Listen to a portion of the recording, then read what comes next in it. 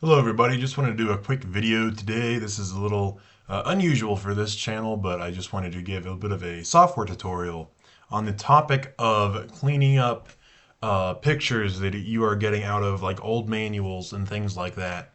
So I already have one ready to go in the clipboard. Now this picture looks fine and it's kind of low resolution, but there's not a whole lot we can do about that. However, if you just paste this into a document that's going to be freshly printed or especially viewed on a screen, this yellowish tinge and things like that is really not going to look very good. But there's a pretty easy way to get rid of that. So I'm using what's called GIMP. It's a very popular software program for image editing. I'll put a link in the description for downloading this. And this is not going to be a full GIMP tutorial. I would recommend, actually, if you've never used it, probably you should go watch a tutorial first.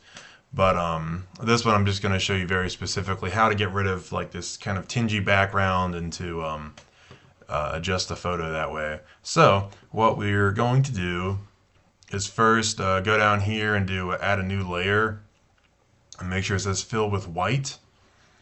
And then we're going to move these. Also, like if your GIMP layout doesn't look like how I have mine arranged, please just go watch a tutorial like GIMP for beginners, and they'll show you how to like arrange these windows around to work with your optimal workflow. I have the layers window right here open. So next, make sure we have the image layer selected, and then we're going to go to colors and then color to alpha. So what we're going to do is, actually not that. Go up here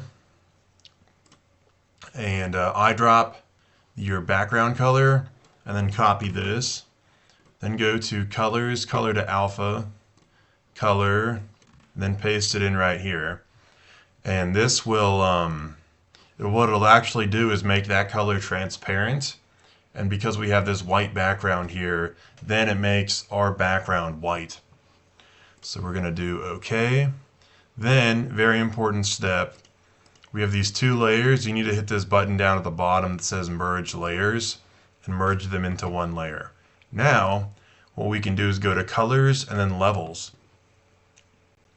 So how the levels, how this dialog works basically is your output levels is your, like you can adjust these to set the minimum like brightness and maximum darkness of the output image. For example, if I turn the one on the right down, we can see our image, like the brightest parts of our image get dimmer because it's capping the maximum output. Likewise, if I turn the bottom one up, the lighter parts of our image, or I'm sorry, the darker parts of our image get lighter. Likewise, for the input levels, it'll adjust the appearance of the image kind of in the opposite manner, in that it'll treat a, if you turn the one up that's on the dark side, it'll treat a like dark gray like it's black, for example. Or if you turn the one down from the light side, it'll treat a light gray like it's white. So we can play around with these. The first thing you're going to want to do is just on the input levels, on the one on the dark side, turn this up so that the dark areas of your image match the appearance of the original image. A lot of times there'll be some part of the image that is black, so you can just turn it up until that part stops looking any darker.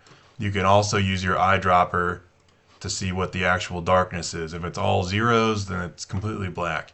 However, for these, it's not, the darkest parts aren't necessarily completely black, so I'm going to put it right about here, I think is the right amount of contrast.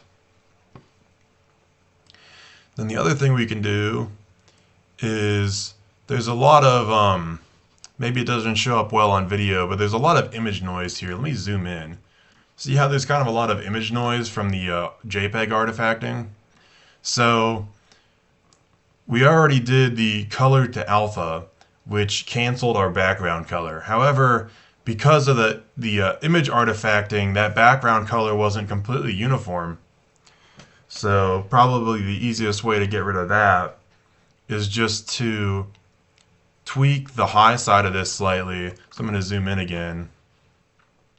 So notice how all that stuff kind of just goes away. But we can go back and look and see that we didn't really wash out much of the image. Likewise, we can go to our eyedropper and see that this is all pure white here, 6Fs. So using the color to alpha and this levels dialog, we can take a tinged image with possibly not the correct contrast and turn it into a nice looking purely black and white image. Well, actually, what we've done so far will not make it purely black and white. If you want to do that, you can go to colors, go to hue saturation, and then just turn your saturation all the way down. But on this one, it's already so much black and white that you can't even tell the difference. But sometimes, depending on the source material, you may have some random colors show up in there when it's supposed to be a black and white image. So you can just turn down the saturation all the way to make it black and white, and those differences won't be as noticeable. So for a comparison here, let me go ahead and paste in the original, cancel out of that, the original image we had here. There's no image data. Hold on. There we go. So we can see the before and after here. So having that, of course, that white background will make the image look much better on screen. Also, what we can do as a final step, pretty much whatever program you're going to use this image in probably already has a cropping utility, but you can crop it here if you want to. There is a shortcut which is Shift-C for crop. And then all you have to do is drag and encompass the area you want to crop, and you have time to adjust it afterwards if it's not quite right here. Once that's good, just hit enter. Now you'll notice that now we have this like background around our image. The next step is to simply go to the image tab. Don't go to layer, go to image, and do crop to content, and that will finish our crop. Now we can export the image. To export, just do Control E. Thanks for watching. I'll catch you later.